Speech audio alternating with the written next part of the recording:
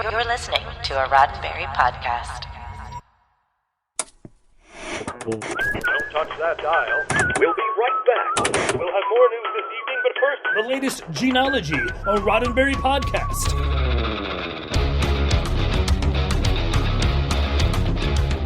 Episode 23, McKinley's Challenge.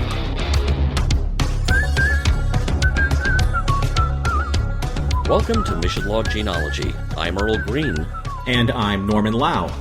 Each week on Gene-ology, we bend all the rules and break all the regs as we follow Gene Roddenberry's early TV writing career, episode by episode, show by show, long before he created Star Trek. This week, another tale of the cadets at West Point with the episode McKinley's Challenge. Earl will be back with some challenging trivia in a moment, but first, here's how you can get in touch and challenge us. Gene-ology is meant to be entertaining and informative, but it's also the beginning of an ongoing conversation about the works of Gene Roddenberry. Drop us a line at missionlog@roddenberry.com and join us on X and Facebook at MissionLogPod.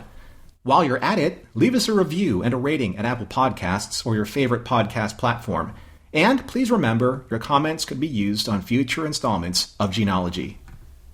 And now, challenge accepted. Here's Earl Green with this week's trivia. Thank you, Norm. I do accept your challenge.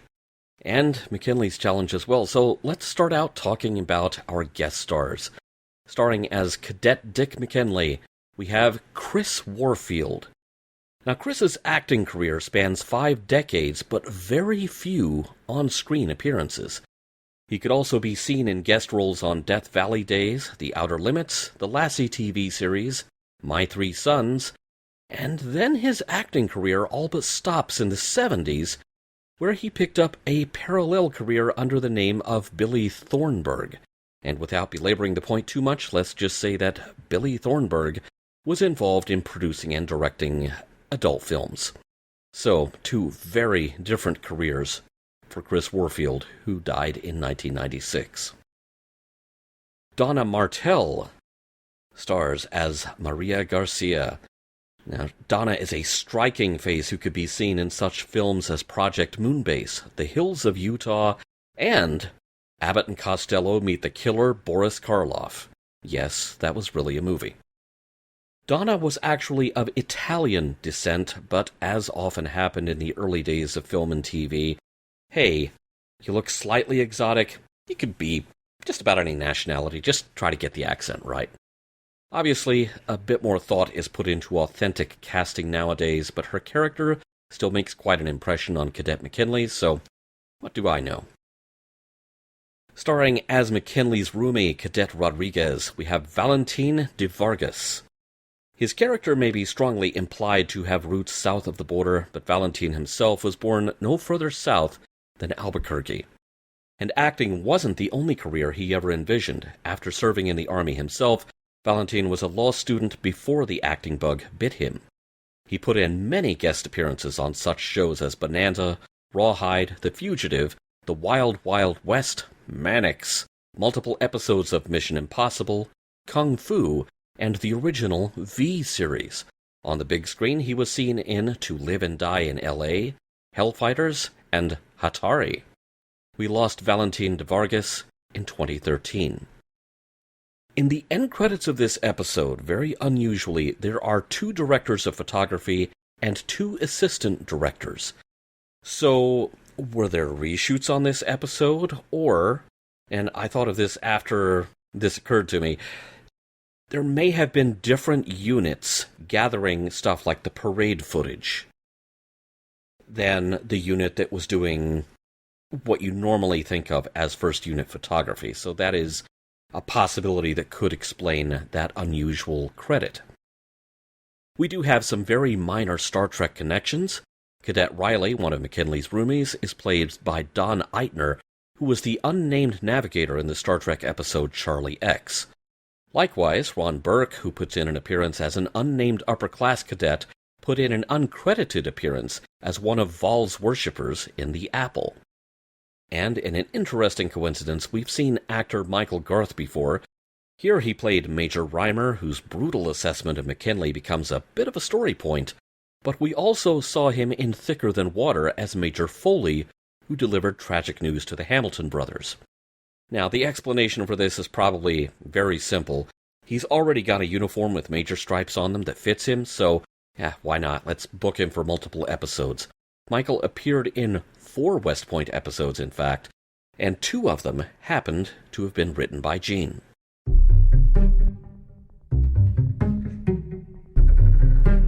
Major, we were both cadets here ourselves. Now, I'm not so old that I can't appreciate the young lady's beauty. If there's something going on around here, I want to know about it. Well, sir, there's sort of a rumor floating around.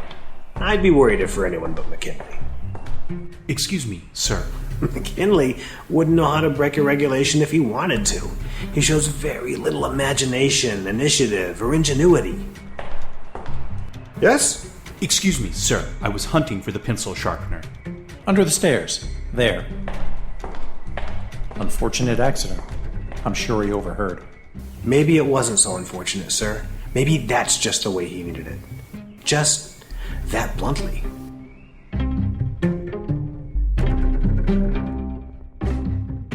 Act 1. It's not a typical day on the West Point campus. A head of state from a friendly South American government is paying the Academy a state visit, so load up for the 21-gun salute and the Army Marching Band for the ceremonial welcome. But Cadet McKinley? He's just trying to hit the books and get his classwork done. So naturally, this is when his roommate, Cadet Rodriguez, and some fellow cadets unleash a cute little monkey in McKinley's room in the barracks. McKinley doesn't take kindly to the interloper, and his reaction scares it. Now it's on like Donkey Kong. Finally, McKinley's pals can't stand it any longer. They have to open the door and watch the monkey madness unfold. But when their TAC officer is approaching, well, time to shove the monkey into a locker and hope it stays quiet. The TAC officer heard a disturbance and gives the cadets an opportunity to let him know what happened, before he goes and works it out for himself. The TAC officer eyeballs Stover and says, well, we're well aware that someone's keeping an animal in the barracks, which is against regs. Maybe McKinley here can recite the regs to you. He knows the book by heart, after all. The TAC leaves and the cadets breathe a sigh of relief, and Cadet Stover needs to figure out how to get his pet monkey off the post without attracting any further attention. But for now, it's chow time. In the mess hall, at the table occupied by McKinley and the rest of his company, the rumors fly that the visiting South American dignitary has brought his daughter with him, and the rumor has it she's very attractive. In the middle of a lot of laddish banter, a bet is made between the skeptical McKinley and Cadet Rodriguez.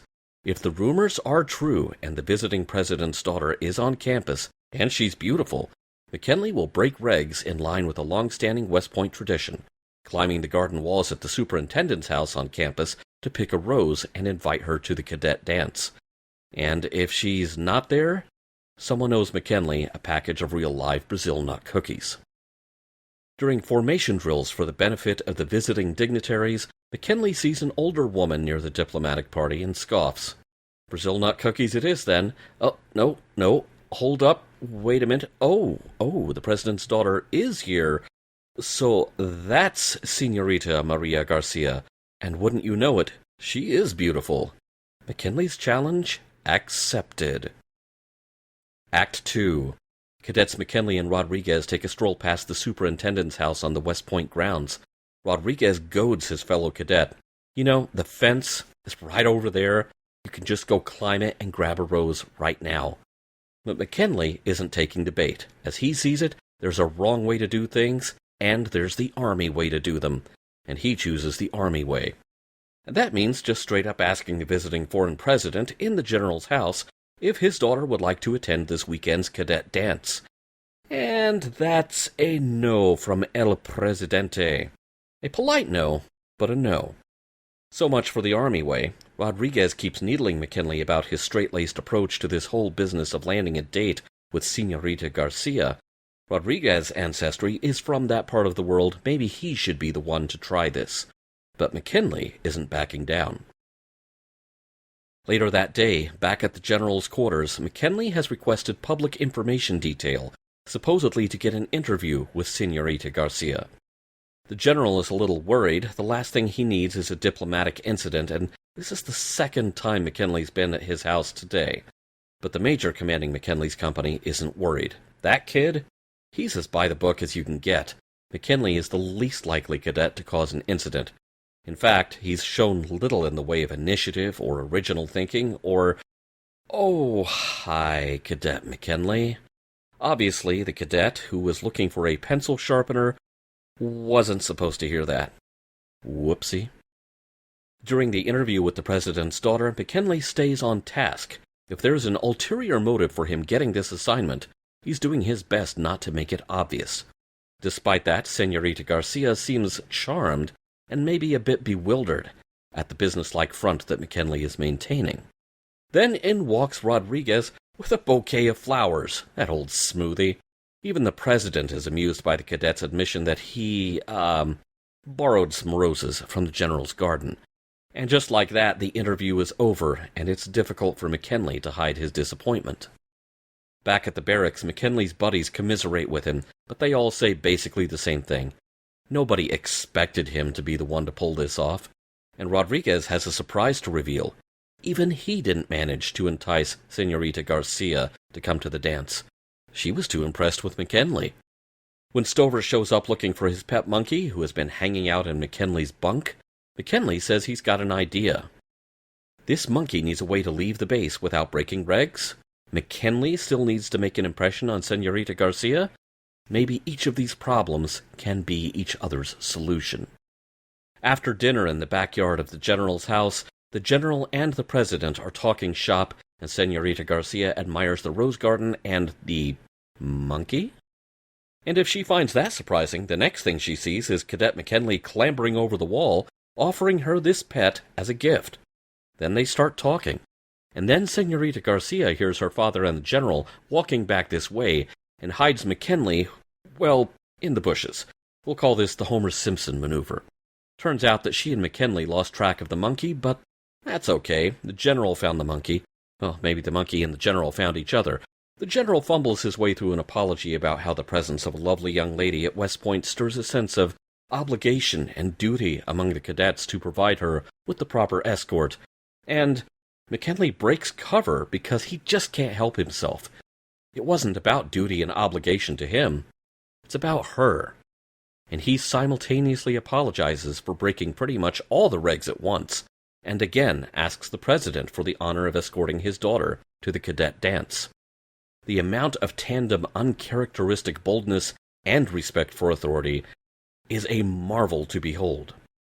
The president refuses to get in the way of West Point discipline, but the general slyly admits that there won't be time to review McKinley's offense and the resulting discipline until Monday morning, so technically, he's free to take Senorita Garcia to the dance. Her father approves, and the general gently hints to McKinley that he needs to get back to his barracks really soon. Which he does, after planting a kiss on his date. The end. Wonderful recap, Earl. Nice and tight, removing any of the obvious monkey business so we can get to the real monkey business. So much monkey business. So much monkey business.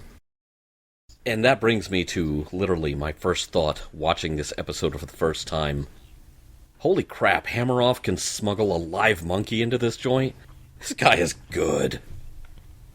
It would have been really neat if it was attributed to Hammeroff, just in a small line, but that begs a question. Since Hammeroff was written by Gene Roddenberry, if they wanted to use that character again, would that be a credit to Gene Roddenberry?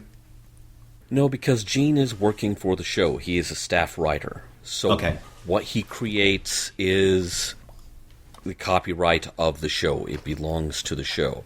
Now, that's actually an interesting distinction that exists between how stuff is done in the US and the UK.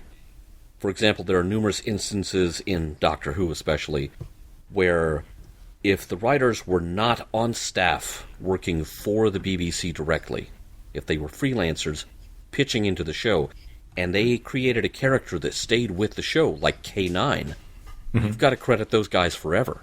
Oh, yeah. And so anytime you see K9 show up in modern Doctor Who, if you watch the end credits, there's always, an attribution for Bob Baker and Dave Martin, who created K9 in 1977.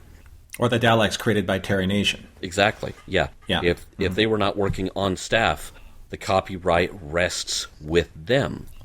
Now, Harlan Ellison famously was campaigning for that to be the case in the U.S., and of course, he ran into... It was already established this was not how things are done in the U.S. with copyright.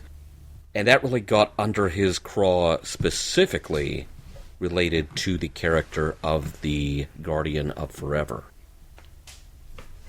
which showed up again in animated Star Trek, has shown up more recently in Discovery, it has shown up in multiple novels, fan films, you name it. And, Harlan's quite vocal protest was he was not getting a piece of any of that action. There was famously a sculpture of the Guardian of Forever that was licensed by Paramount because they held the copyright. Why wasn't he seeing any of that? And he's got a point. He had a point. I don't always agree with everything Mr. Ellison said or did, but I think in that case there's definitely some progress yet to be made. But even though Hammeroff is not back, do you know who is back? The mess hall is back, baby. I am glad to see, however, that McKinley's table is a lot more relaxed than Hammeroff's table. We do not have some poor plebe down at the foot end of the table who is having to measure out everyone's ice cream. Although there was a moment when McKinley was a little put off because he was served milk instead of coffee, and he blames the pleb for not paying attention to each individual upper cadet's beverage order. So there was a little bit of tension there. Actually, there was also another bit of tension, too. There was the moment where one of the cadets says to, or about McKinley to Rodriguez, this guy takes all the pleasure out of life. And it's kind of Hammeroff-ish and Towns-ish. I'm going to get to that later in discussion. The gloves seem to come off over dinner, man. I mean, for all of the formality of all of them standing around the table, because you notice that was also a feature of the operator and the martinet.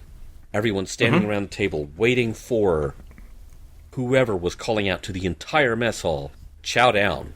You may be seated, you may start eating.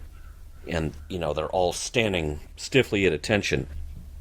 Once they're at ease, they're really at ease.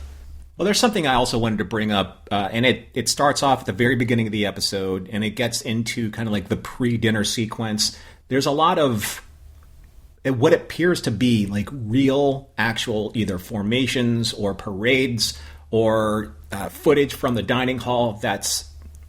I'm not going to say it was specifically filmed for this episode or any other episode of West Point, but it must be really beneficial when you have the Department of Defense endorsing a show like this, and then West Point also endorsing the show, and then being able to film on location live actual cadet drills and all of the different B-roll footage elements that they need so that you can incorporate that in the story or other stories. That must be super advantageous to a budget. Yeah, it's probably as close as a civilian could get to an all-access pass at West Point. Now, I'm sure they had handlers following them around. Film this, can't film this, but you can film this. Sure. But again, and I wonder if this is, again, what is behind our dual credits. We have 2 directors of photography. We have 2 assistant directors. Somebody had to go around filming all this stuff separate from the main show in order to get all of this footage in the can on time. And so that's why I think we have multiple credits for those particular positions.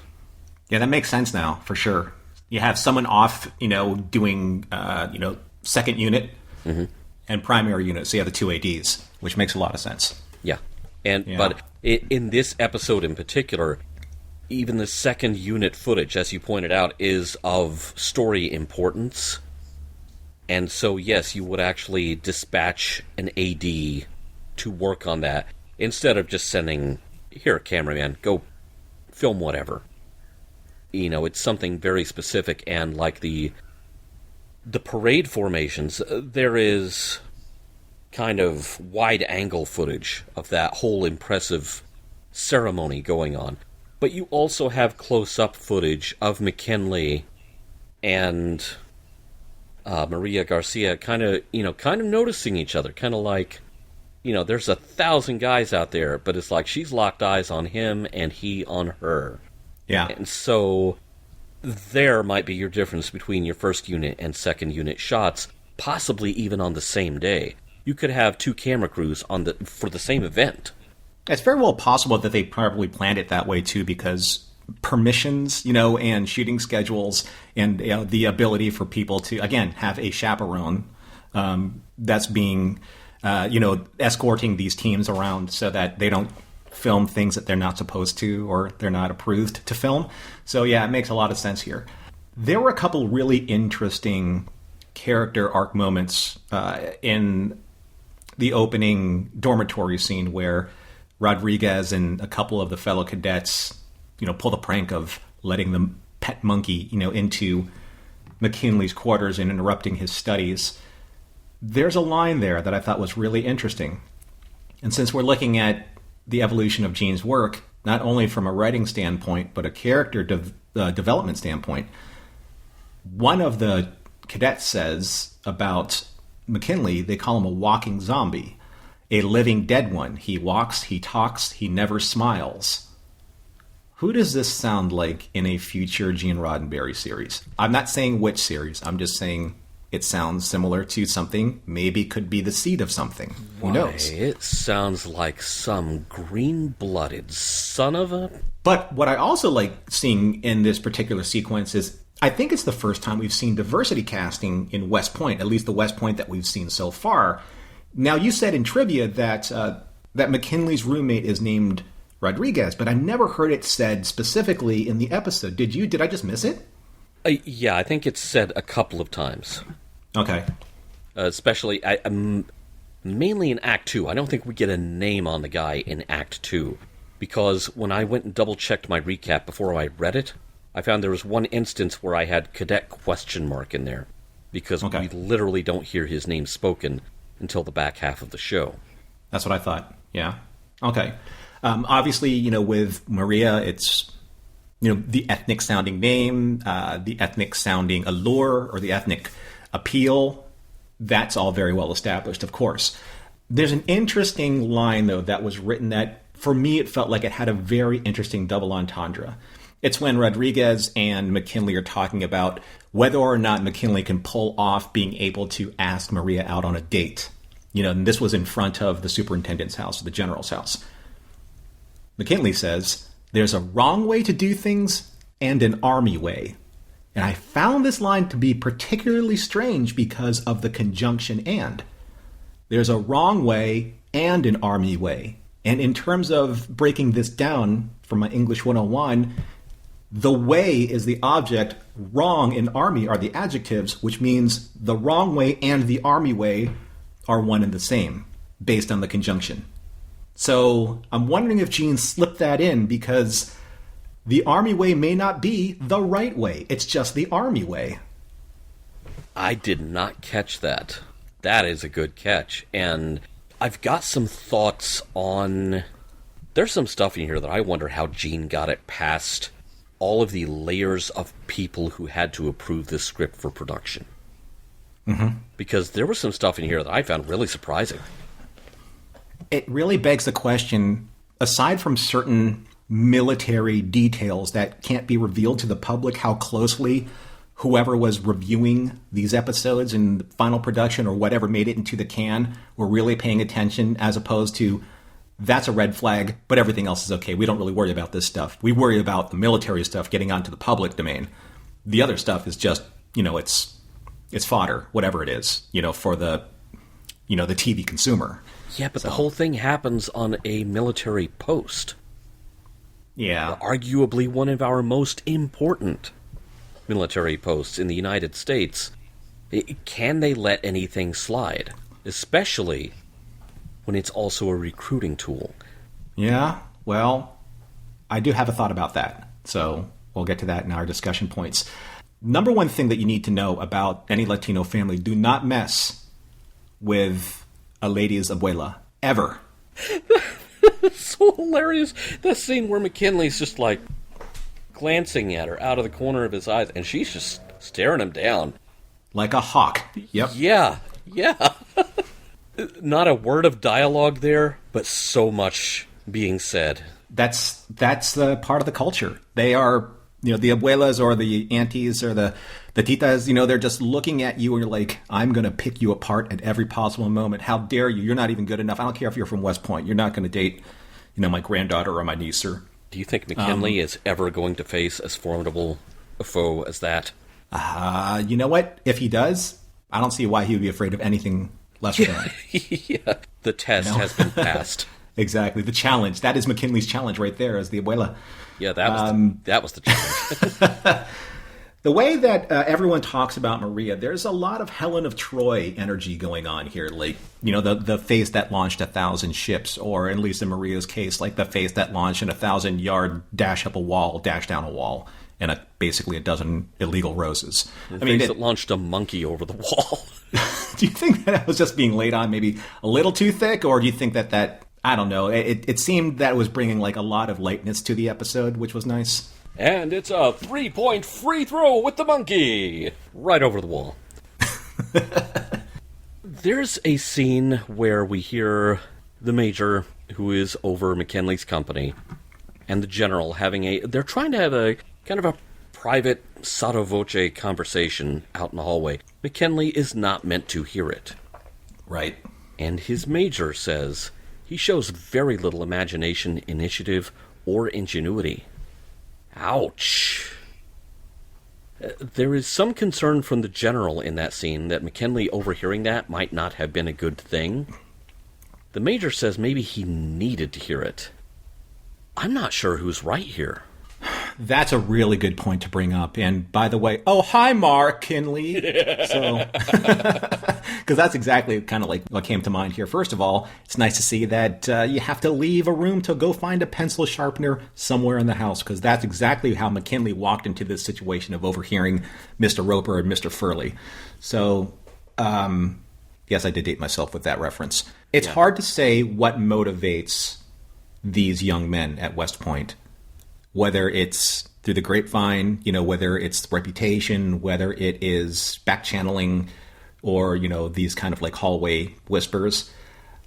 I wish that we saw more of the TAC officers' involvement with McKinley's overall career the way that we've seen other officers involved with other cadets' careers, like, say, the colonel in the command, or the captain that told the brothers Hamilton about their father, things like that, where you feel that these are more connected to a cadet to officer relationship. And in this one, it's just, the truth hurts. Suck it up, Buttercup, right? Yeah. So, and I'm surprised the general was a little on the lenient side, because you would think an old battle axe general like that would be the toughest guy in the room, like the guy that spits nails and says, "I smell weakness in the air. Get that out of my air." I did not pick that up from the superintendent general at all. No, I didn't either. Yeah, because at the end of the show, he's like, "Guys, I found a monkey," and he's delighted. It's not like, security breach. There's a monkey on the premises. No, I found a monkey. Look at this monkey, cute monkey. Yeah, I didn't get that from this general at all. Maybe that's at the stage of his career, where he's not actively commanding troops, where he's more a supervisor or, again, a superintendent, of the politics and policies of the actual campus itself, rather than trying to get these kids geared up for service. So, he maybe he's just not as snapped to anymore. I personally, I don't believe that that's true, because I think, at that age and in that rank, you're pretty much well-defined. You're honed to a fairly well. But I think that a lot of these stories are kind of like in the purview of this mentor-mentee relationship, where there's maybe this officer, and in this case it's the TAC officer, who said this about McKinley, and he said, I remember that I was inspired to be a tougher, more efficient, more daring officer when I heard this news about me from the grapevine. And I don't do well with direct challenges like the kid that got bit by the rattlesnake. Yeah. He doesn't like direct challenges, but he's capable everywhere else. Maybe that's something, again, in Gene's history where he saw example after example of these kids have the right tools, they just don't have the instinct. Yeah. So how do we get to that instinct? Such a foolish risk. Only a Latin would take it, said the abuela to Rodriguez. And here's the thing. I don't mind the actor who played Rodriguez, but imagine Ricardo Montalban in this role. He would almost be too much for it. He would overpower everyone else in the room. Okay. That's an interesting thing. Oh, yeah, the monkey's name is Gargantua? That's odd. The only thing I could think of once they named the monkey was I suddenly remembered the Linda Carter Wonder Woman series from the 70s. Yep. The first season, as accurate to the comic book, was set during World War II. And the Nazis somehow brainwashed this giant gorilla go try to capture Wonder Woman, and the episode was literally Wonder Woman versus Gargantua, because that was the name of this big ape. And that was the only thing I could think of once we named this monkey Gargantua. That's so funny. It obviously is ironic because it's like Ross's monkey from Friends, right? It's one of those types. It's like the monkey that, that ate the date in Raiders of the Lost Ark. Yeah. That monkey. I do like seeing the actors doing their own stunts. There was a pretty good 2 to 3 foot drop when McKinley jumped from the wall to the ground to surprise Maria. That can go, it sounds like that's no big deal, but if you spend enough time on social media, you can find skateboarders falling less and hurting more and than just a sprained ankle when you drop from that just short of a distance. That was the biggest stunt jump we have seen since Broderick Crawford jumped off of that bulldozer, man. That's exactly what I thought. And in that case, there was a cut. In this, it was just, boom, hey, here's my next line of dialogue. That could have gone so easily the wrong way, and then, McKinley's challenge would be McKinley's challenge with crutches. Yeah, exactly. McKinley's challenge to walk again. This series of McKinley's challenges. Yeah, the monkey has to help me around. We'll pair that with McHale's Navy. You have McKinley's challenges and McHale's Navy, back to back. The last thing I wanted to say, though, I couldn't help myself, because when McKinley started talking about Maria, I said, I once met a girl named Maria, and suddenly I found how wonderful a sound can be. West Point Story. The funny thing is, there is actually a movie called West Point Story that predates this series, and not just IMDb, not just Wikipedia. Everyone, for some reason, seems to conflate the movie West Point Story with the series West Point. And so it's interesting that you bring that up, but that is, in fact, how you solve a problem like Maria.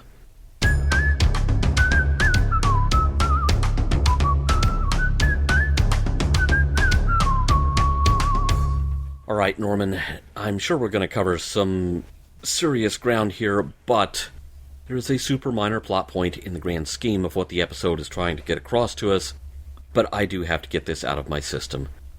Don't give pets as gifts if it has not been discussed in advance with all parties.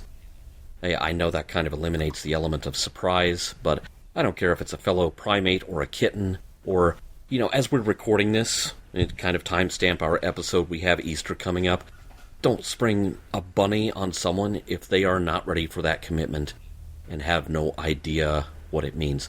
The monkey thing is kind of cute. They don't spend a lot of time really giving you a chance to think out the implications of it, but the responsible adult part of my brain really twitched a lot at the underlying idea there. Yeah, that's a fair point. I own 2 rabbits myself, and I've met so many people in the business of fostering and caring for rabbits, especially at this time of year, because that's the one thing that happens. They're inundated with the floods of usually white rabbits that are Easter Bunny gifts. And of course, any 8 to 10-year-old boy or girl would be thrilled to have that for Easter until they're not thrilled anymore with taking care of it. So what do the parents do? Abandon them. But going to the episode, I always felt like it was a really weird note to bring in kind of like this monkey pet. You can take the monkey out of the equation and it changes nothing in the story. You know, there's another way that McKinley could have found his good graces in with Maria. Doesn't have to be a monkey. Could have been something else. Could have been, I don't know, anything. But it's just a weird kind of stunt to pull as part of the narrative. Although maybe there was a note somewhere along the line saying, like, we got to lighten up these episodes a little bit because, you know, sometimes they may get a little too heavy or a little too male or a little too, you know, non-animal lover. So I don't know. What do you think? The monkey is more daring than the bouquet of flowers, which brings me to another thing that I do want to talk about, and you brought this up in observations. The line, and this is not the only line like it, but it was one of the most prominent ones. Such a foolish risk, only a Latin would take it. This actually started out in my observation notes, and then I moved it here because I felt like it was teetering right on the edge of a more serious discussion. I wasn't sure how I felt about... It was great to have, you know, our first legit person of any kind of color on this show. I was genuinely surprised by that part of it when it popped up. But then it seems like we are instantly lunging face first into all of the most obvious ethnic Latino stereotypes within reach. I didn't feel like it was really in-your-face offensive here, but a stereotype is still a stereotype. You know what I'm saying? Yeah, you know, this is that really interesting part of our journey where we're looking at this particular element that we definitely know as stereotyping, that we definitely have seen in the course of, you know, like our pop culture, our fandom, you know, experience in the last 40, 50 years. I should say 40 years. So then, 1957, I'm not saying that it was right, or I'm not saying that it wasn't worth criticizing either. I'm just saying that in TV at the time, or even in movies at the time, I don't think the word stereotype was being addressed in this way. And I'm not saying that whatever the idea of having, you know, a Latino in the story was a right idea or a wrong idea. It's just that when we see it now, we can see why it was associated with this particular element of the story. Of course, there's going to be the bombastic, the daring, you know, the romantic, you know, the hot-blooded Latin who's going to be the one who makes the big first move. And we're going to use that element as the catalyst to prove to our hero character, McKinley, that unless you do this, this is going to happen or not going to happen. So what have we learned from this? I'm sure that was, you know, Gene's positive point in this. You know, if you can't be the walking, talking zombie with legs, Towns, you know, you need to be the risk taker, rule breaker, follow the beat of your own drum, hammer off. How are we going to get you there in this episode? And I'm going to talk about that a little bit later on because it's a pattern that we're seeing repeated like any other pattern that we've seen in West Point so far. Yeah, the show definitely has a kind of a fixed playbook, I've noticed it, but this episode seemed like it stepped outside of that more than most that we've seen.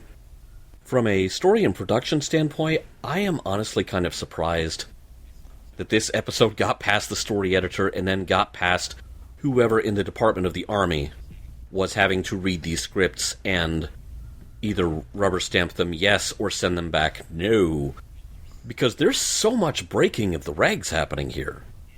And a lot is going on that you could read as encouragement and inducement to break with the regs.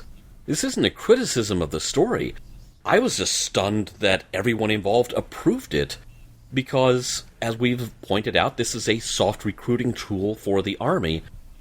And here we are, in front of our impressionable young audience, taking our by-the-book future officer, and we're selling him, and potentially therefore that audience, on the idea of going rogue by the end of the half hour, with very little in the way of consequences. I mean, they mention that he will probably have a punishment tour waiting for him on Monday.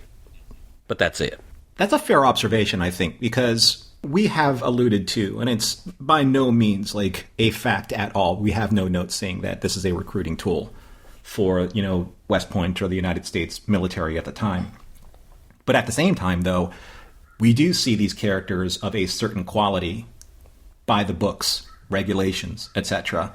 And surrounding them, there's this dynamic of kind of like these ne'er-do-well by comparison characters, right? I mean, Hammeroff probably being the most blatant of all. But then again, there was also that the one cadet who, what was it, during like Rebel Day, they played the reveille of the South. Oh yeah, he went in there and replaced it with Yeah, Dixie. and he was challenged to do better, to be better.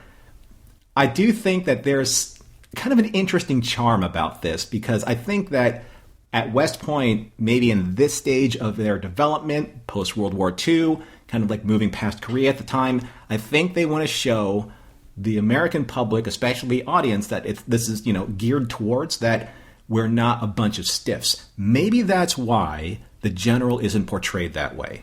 Maybe that's why, Good point. We want to show a very accessible avenue into being able to talk to these young men.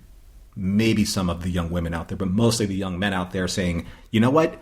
We are a more inclusive than exclusive organization that wants to give you a future. Look how much fun we're having. We're serious when we need to be.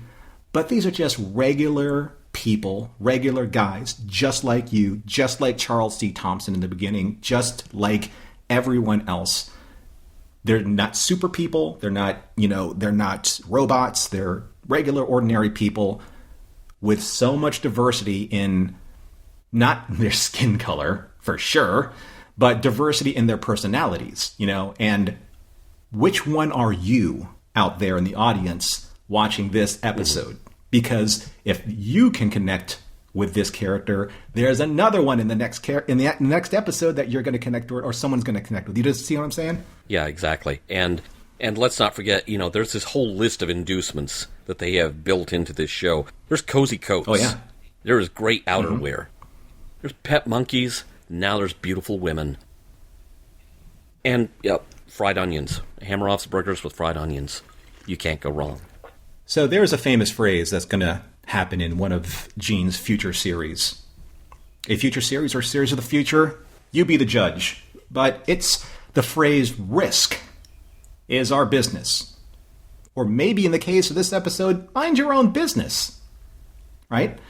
So I think that there's a pivotal scene. I think it happens very early in the episode where McKinley's roommates and some of his friends, they're really leaning into him. They're laying it on pretty thick about how he's kind of like a walking, talking, humorless, zombie-type cadet who always has his head buried in books and regulations and can even cite regulations of whether or not they're allowed to have pets in the dormitory, to the point where the TAC officer even says, cite me those regulations and make sure that your friends know about them as well. One of his friends says, there's more to being an officer than memorizing regulations. And McKinley says regulations are there for a reason. And then his friend, a very well-acted line, says, as a guide.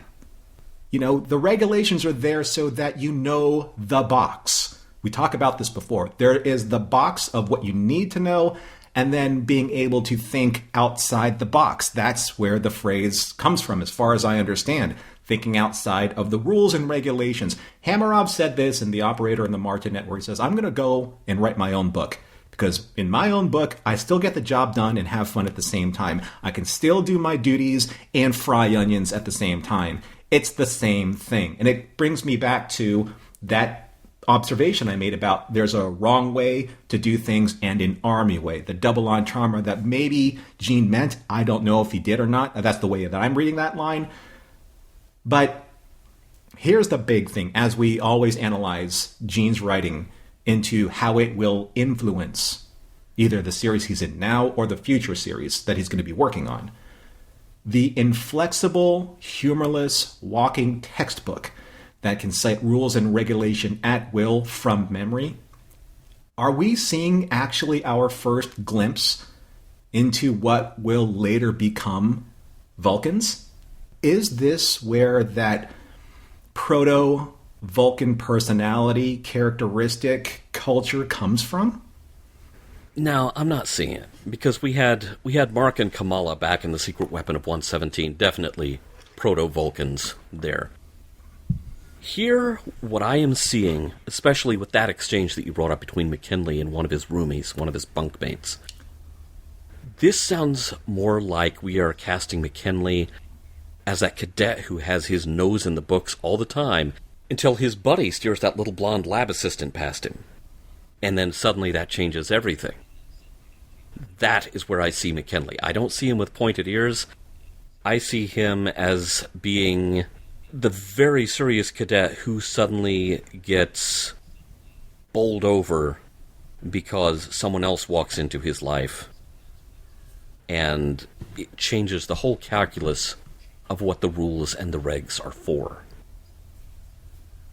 Okay. I have a specific passage that I'm going to read to you when we get to morals, meanings, and messages, because it does challenge this entire model of why Gene writes these characters in such a way where it feels, at least to me, it feels like there's kind of like an origin point for these super strong personality traits and where they're coming from and why it's not a good idea to be either too reckless and risky or too stodgy and inflexible and unimaginative, right? So there has to be something that's working from his psyche onto the paper, through his typewriter and onto the screen, where he's been exposed to both, and he wants to make sure that somehow through his writing, he's expressing both sides of the equation, which makes a more generally well-rounded person.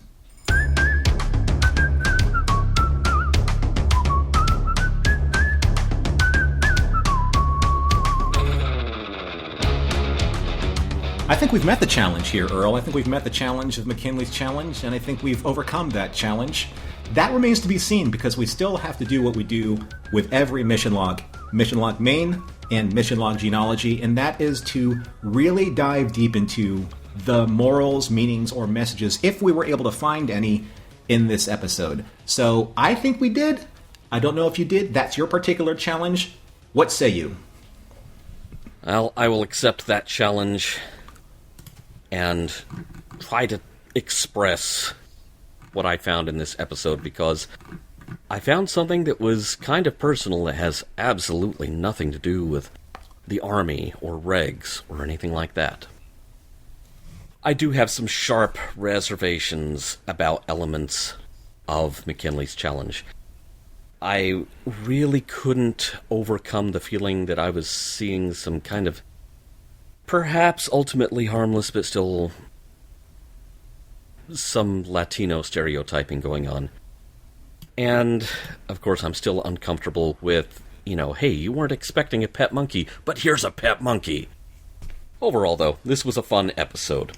A bit lighthearted, and yet I felt like whatever burgeoning relationship was starting here was something that maybe has more weight to it than Stan and Doreen from A Double Reverse. Maybe that's because, unlike Doreen, there is nothing to dislike about Senorita Maria Garcia here. Maybe because, unlike Doreen, there is nothing to dislike about Senorita Maria Garcia here. We are rooting for both parties from the outset, rather than having one character who, we are waiting for them to come around. However, this stirred some really old feelings, namely how I wound up getting married. And yeah, we're going to kind of go off into the weeds here just a little bit. There was a moment where a very old friendship of mine turned into a courtship, and honestly, in my case, it was less of a slow build-up, like in this episode. Instead, it was something I said in an unguarded moment, something, dare I say it, uncharacteristically bold. And the moment I said it, there was kind of this stunned, I gotta go reaction from her, and I immediately felt like, oh, I really screwed that up. I threw a perfectly good friendship out the window because I couldn't keep my mouth shut. That was about this time 25 years ago, in fact. Now, I am not still married, so take any relationship advice you ever hear me dishing out with a grain of salt if not the entire shaker. Ask your doctor if that much sodium is right for you, to say nothing of my relationship advice. But I do have 2 great kids who I'm immensely proud of, and if that's the end result of it all, I think I gained a lot more than I lost out of the deal. But the whole thing about just saying or just doing something uncharacteristically bold, I really feel like that's the takeaway here, and sometimes it does just happen. The last time West Point gave us a rom-com episode, I mentioned that I'm not a big fan of the notion of wearing someone down with your charm because, let me explain that, because I said that when we were covering a double reverse, that I hate the phrase wearing someone down with your charm, and it's because there's a thin line between that and not being able to take the hint, not being able to read the room, crossing the line into being a creeper. But sometimes you do just have to go with the moment and say or do something that it seems like you're the least likely person to say or do. There is a song that was written by John Bryan for the soundtrack of the movie Punch Drunk Love, which has a lyric that lives in my head rent-free forever. The song is called Here We Go, and this is the lyric. The feeling that someone really gets you is something that no one should object to.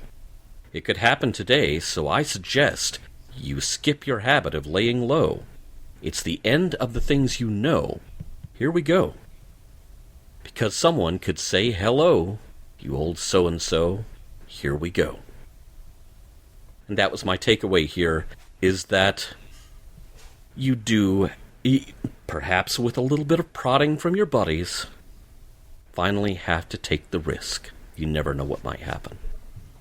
What did you walk away with, Norm? Is something as challenging as that?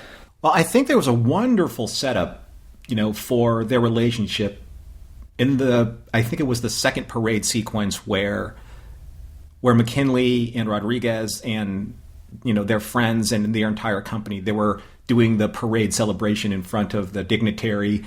And there was kind of like everyone kind of like take a look at the parade grounds and salute the dignitary. And then McKinley locks eyes with Maria. And probably for the first time in his entire career, he didn't snap back to formation immediately as per the regs. Okay? If that turn is supposed to be 3.2 seconds or 3.47 seconds, he turned at 3.52 seconds or 3.60 seconds.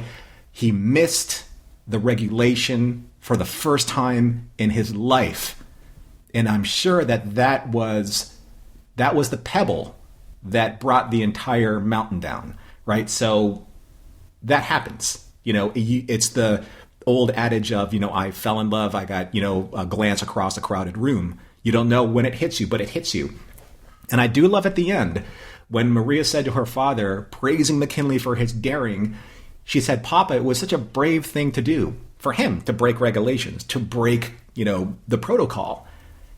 And not for this once uber logical walking zombie of a cadet to do. And as a wise Vulcan once said, it was the human thing to do. This is the core of the story for me, much like I think that we're on the same page here, Earl. But at the same time, though, I do have to make somewhat of a criticism about this episode. Now, one observation that I didn't bring up because I felt redundant about saying this again, there was a moment when the TAC officer asked McKinley to cite chapter and verse the rules and regulations about a pet in the dormitory. This is that scene where that particular mentor takes notice of, or at least we see the relationship start between the mentor and the mentee, or the cadet, the young cadet. And we saw that kind of come to fruition in the hallway scene where he is talking to the general. The TAC officer says and criticizes McKinley for his unimaginative qualities.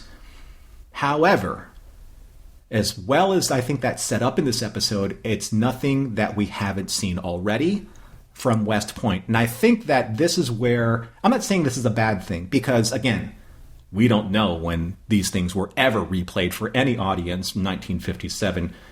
But we saw the story already in 2 other episodes. You've mentioned one, Earl. You mentioned the double reverse.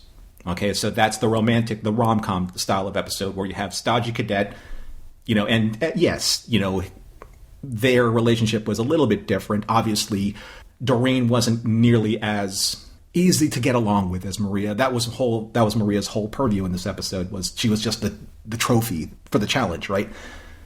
But more important than that, it's the parallel that we see here with the operator and the martinet. The friends were Hammeroff, and McKinley was Towns. And now we actually see Towns' story fleshed out a little bit more. And it's funny, too, because we're seeing McKinley in Towns, and we're also seeing McKinley in Stan. Towns and Stan are McKinley. It's just that you're breaking that story up into two separate episodes and actually fleshing out more of Towns himself, which I think is really interesting. So if you watch enough episodes written by a writer, consistently or sequentially, you see certain themes and episodes amalgamate and repeat, right? It's the same thing with a writer. It's the same thing with a musician. It's just because it's their talent, their emerging talent. I think we brought up at one point in time, James Horner going from Battle Beyond the Stars to Aliens, like that theme. That was his musical career and his musical genius at that time, as, again, thematically repetitive as it was. So it begs the question, since we're far from the era of reruns and syndication, is this pattern of repeating ideas and themes a writer's way of making sure his vision lands as many times as possible because they never may be seen again? So I have to believe, like in 1957, no one was thinking about, TV film preservation, or maybe they weren't at Ziv Studios because it's just wasted space. It's just, we shot it. We got our advertising marketing budget back. We got the return on that investment.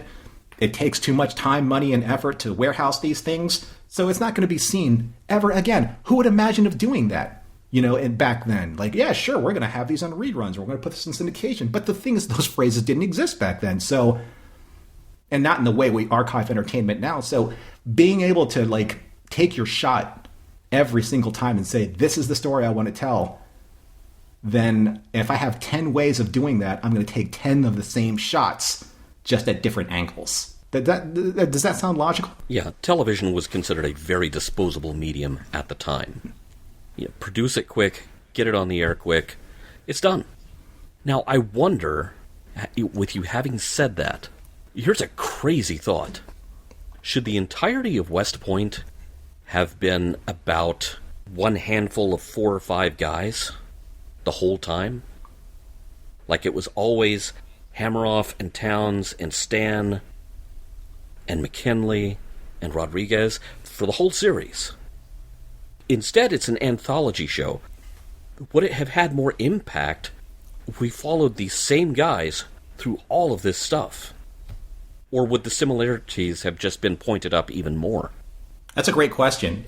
I like these anthology stories because the story itself tends to stand out a little bit more than any one particular character, although the characters we've actually grown to like in the short span of time that we actually get them, right? And I think that there's a wonderful economy that's happening in these stories to get you to connect with these characters because there's so little padding and filler and you're going right to it. Now, sometimes they're a little over the top, it's a little obvious that we're supposed to like truncate, this emotional roller coaster journey between like, either two characters that are butting heads against each other or these romantic comedies. I get that. But at the same time, though, there's not a lot of wasted material, right? There's not a lot of padding to get into the way of really telling a good story or an obvious story. Maybe that's kind of like the charm of like the TV of the 1950s, 1960s. You're there to tell this. You have this budget. Move on to the next one. Mission Log Gene-ology is produced by Roddenberry Entertainment. Special thanks to the Roddenberry Repertory Players. Our cast this week featured Mike Richards as the General, Rand Hurrle as the Major, and Vic Sage as Cadet McKinley. If you would like to support us directly, you can do so at patreon.com/missionlog for early access to shows and the Mission Log Discord. If you have any material that might be of interest to us that isn't already in the Roddenberry archive, drop us a line at missionlog@roddenberry.com. Our website is missionlogpodcast.com. On the next Gene-ology, the drowning of the gun. Special thanks to consulting producers Matt Esposito, Homer Frizzell, Julie Miller, Mike Richards, Mike Schabel, Paul Shadwell, and David Takechi.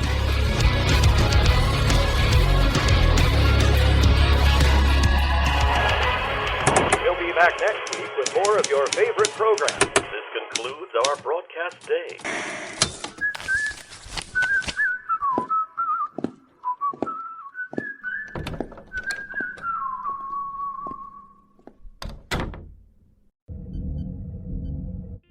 This is a Roddenberry podcast. For more great podcasts, visit podcast.roddenberry.com.